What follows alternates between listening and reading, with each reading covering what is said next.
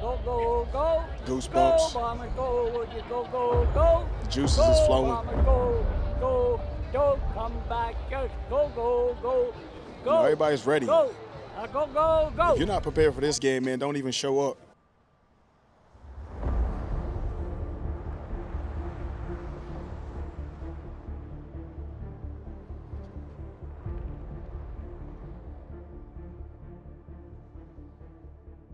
Well, I grew up in Regina, so I was very aware of the rivalry between the Rough Riders and the Blue Bombers. I was certainly aware of that, but I don't think I really fully understood it, the Labor Day game in particular, until I covered it for the first time in 1974. And I knew the game had been played for a number of years, but until I was kind of in the middle of it, I didn't really, I don't think, appreciate what a big deal it was and how important it was to the fans of both cities. And to me, that's just grown over the years.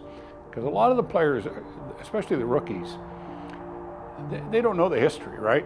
But they find out pretty quickly how important this game is to the two teams involved, the Bombers and the Riders, and more importantly to the fans, and how, for bragging rights, how much it means to them.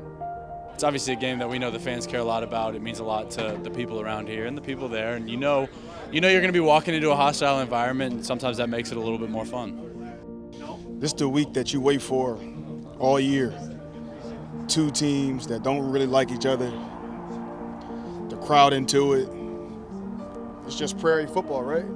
It's like that's that Canadian lingo. Now this is what it's all about. The dislike between the two teams, I kind of equate it to growing up. I had an older brother, and it's pitting two just rabid fan bases, and for my money, the two strongest fan bases in the CFL against each other. And the fact that you can drive there in 6 hours, this is your closest geographic rival, and you have your memories of it. Your parents have their memories of the Saskatchewan-Winnipeg rivalry, and their parents have their memories of it. It's Winnipeg, Saskatchewan, we're side by side, and we'll show you that we're better than you are.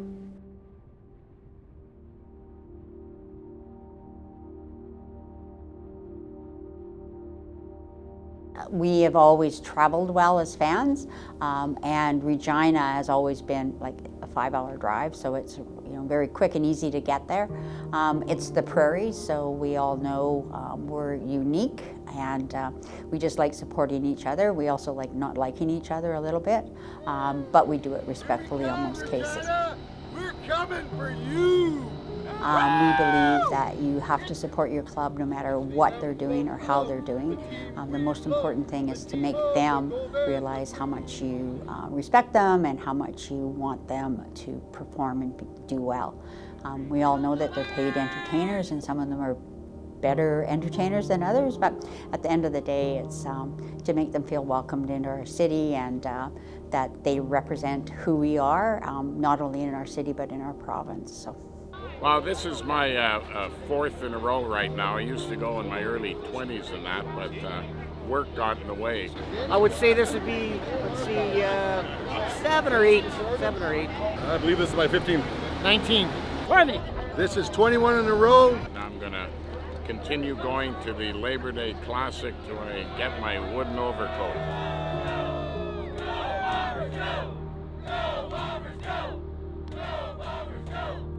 Here we go, 3, 2, and I'm not going to say 1.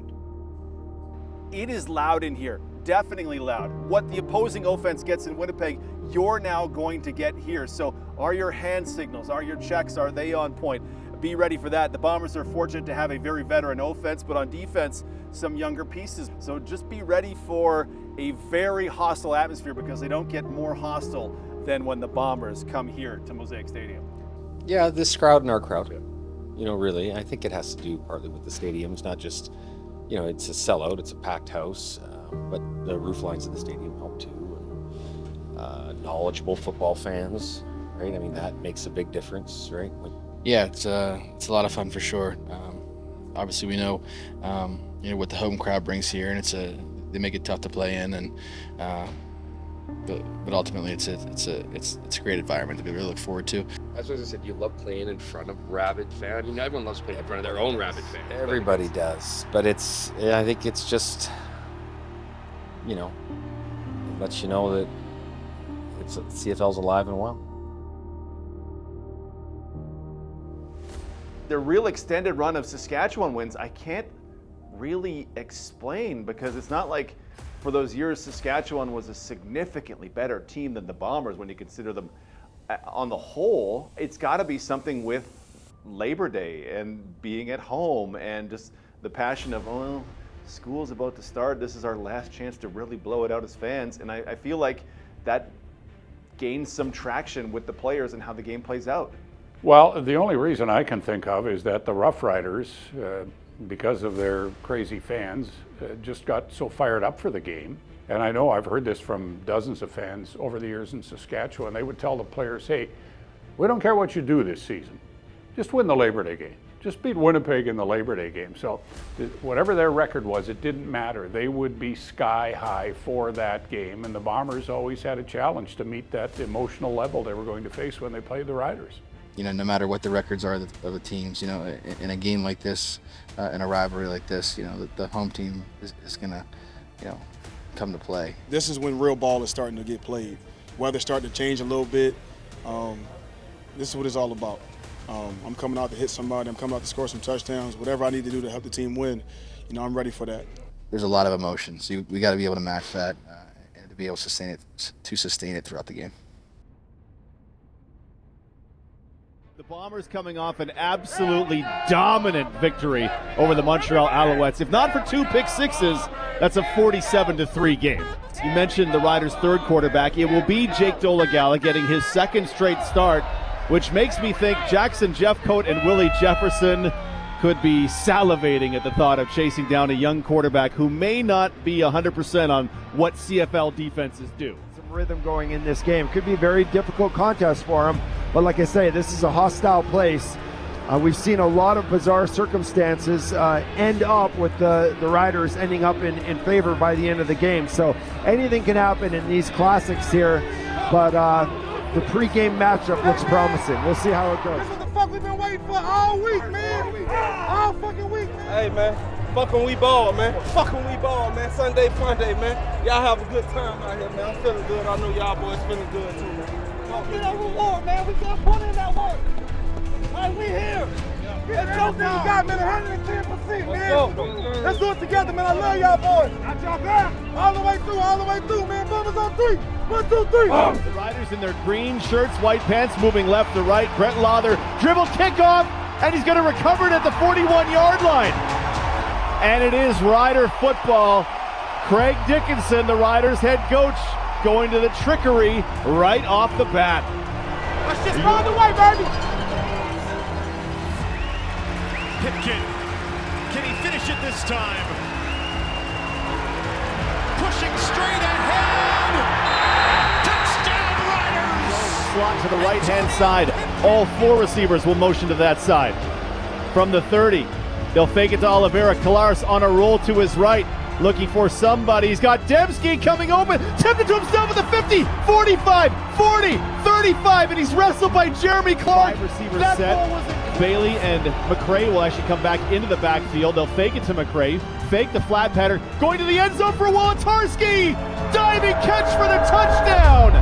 Drew Wolotarski got in behind Nick Marshall, and the Bombers are on the board. And that's all play action. Zach Kolaris faking the handoff, rolls out to his right side. And leads Wolotarski. Easy here, bro. Cut underneath.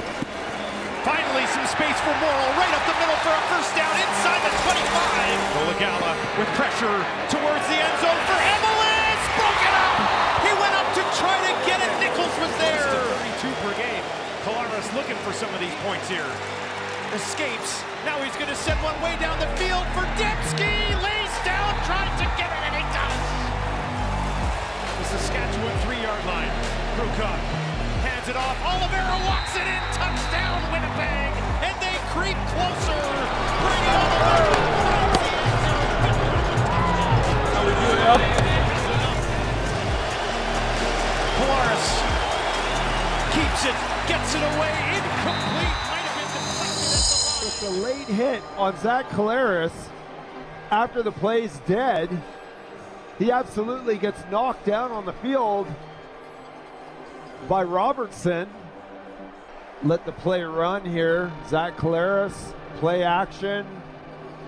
Ball's the ball gone. Gets batted. And then look at this.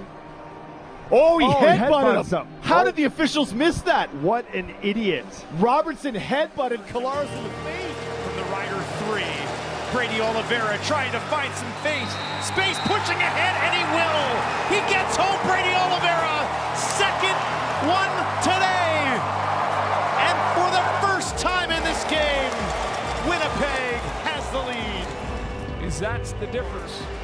Overtime. Yes, sir. Is on the way at Mosaic. Not sure you can script it any better. For James Olagala, looks for more here, gets it away again, tucks it into the 10 towards the to put the Riders on top, pushing ahead, and he's in. Touchdown, Saskatchewan. Second of the week, gets it away quickly, and he does. Guns it into their Sean Bay Jr. Bombers 1st and 10 from the 35. Again, they need 8 points. 3-man rush. Collaros pumps. Collaros throwing it up deep, open for the touchdown. Kenny Lawler got in behind Jeremy Clark.